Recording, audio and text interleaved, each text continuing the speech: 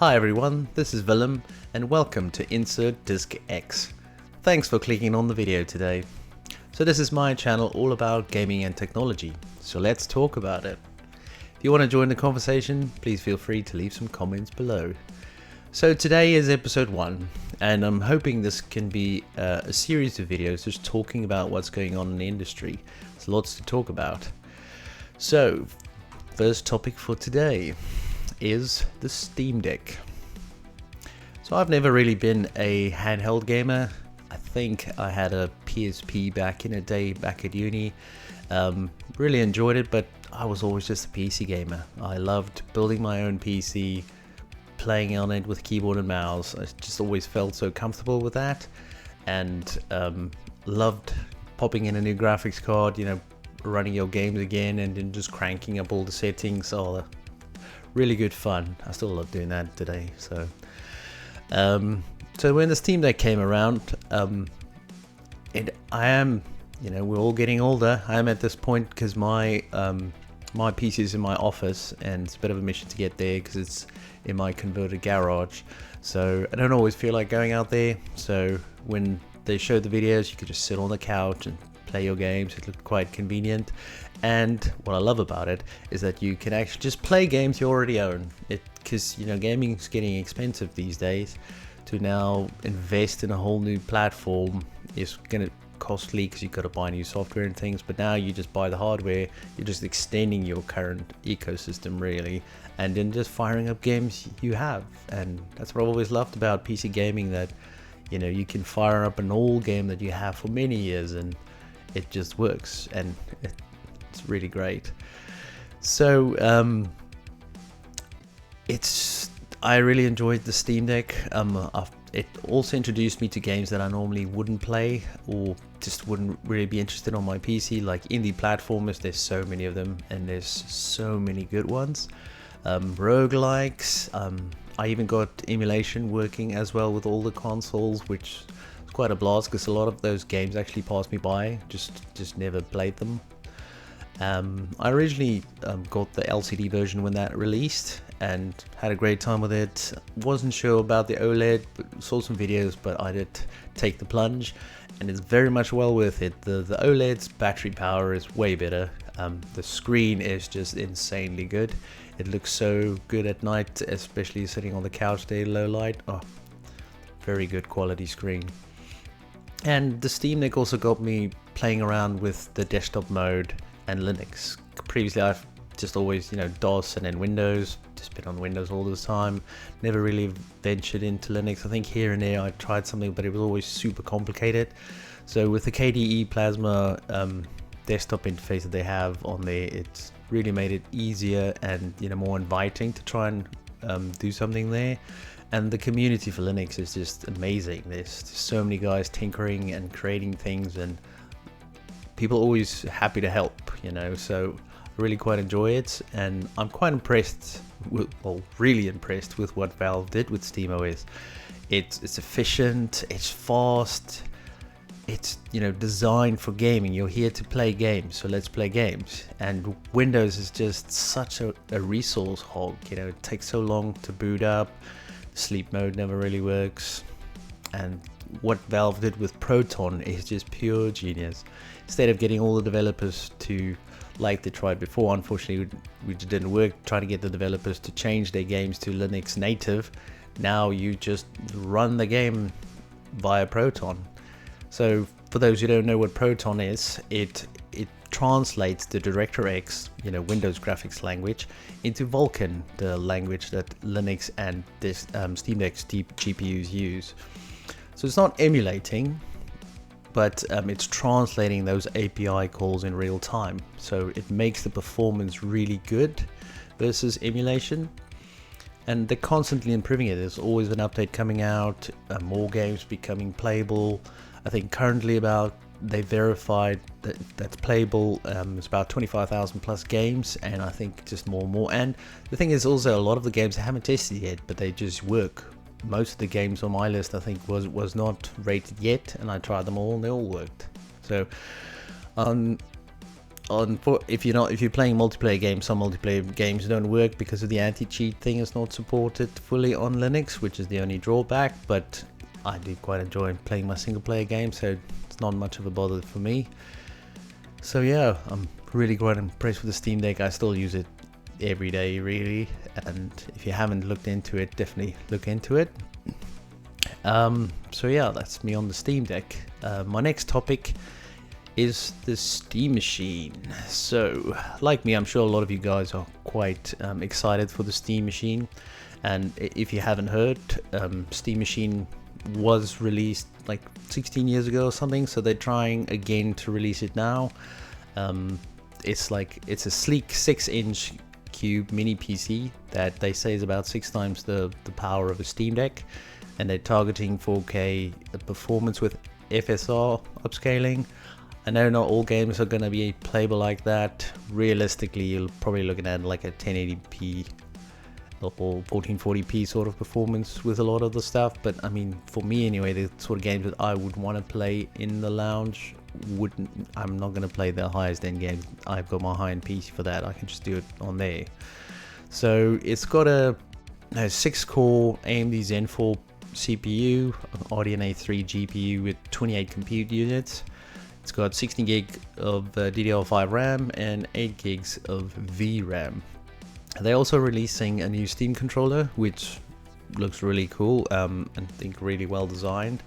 And what's cool is it's just pretty much a Steam Deck without a screen. So it's going to be super comfortable because the Steam Deck is so ergonomical and it's just very enjoyable to use.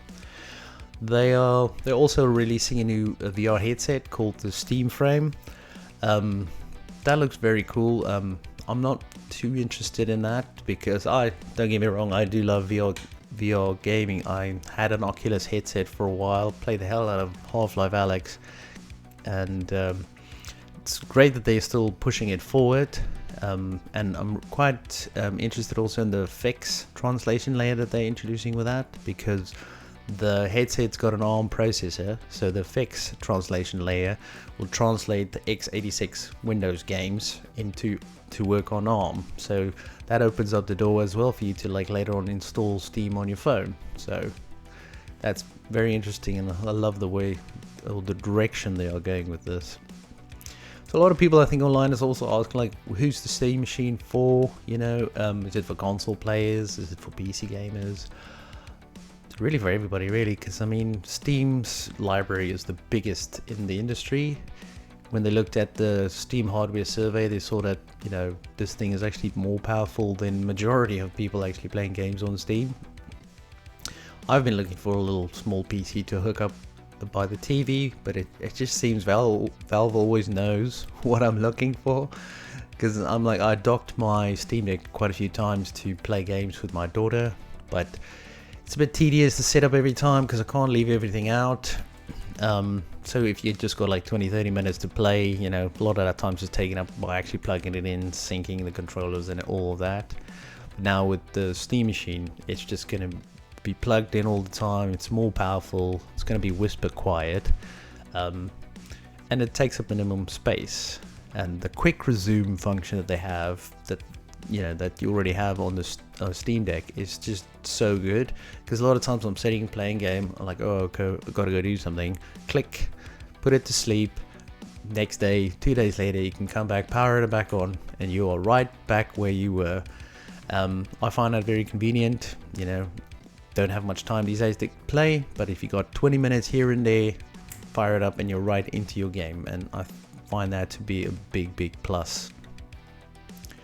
So the big question is with surrounding the Steam Machine is, what is the pricing? What was it going to be? They released a blog post yesterday where they said, with everything going on in the industry with the Ramageddon or the RAM apocalypse or whatever we're calling it this week, so they're struggling with the prices of RAM and the SSDs that they need to do, so they are going to keep us updated, because I know they need to hit a right price point.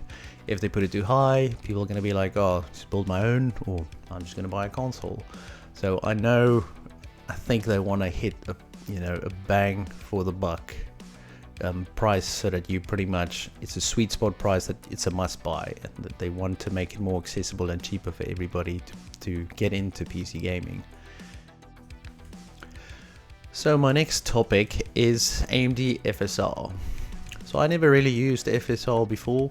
I had a RTX 2070 Super, so I used DLSS later on as the graphics card got a bit older to, you know, hit the right settings I want and get the frame rate I wanted. And especially since DLSS 2, it was really good and it's well worth using it, because, you know, I couldn't really make out the difference between native and it looked great, so quite enjoyable.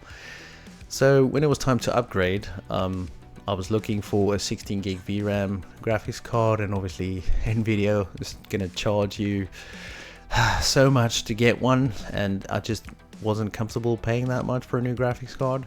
And then AMD announced the 9070 XT with FSR 4 support, so they're finally gonna use machine learning like DLSS, and it was quite interesting and I was quite intrigued.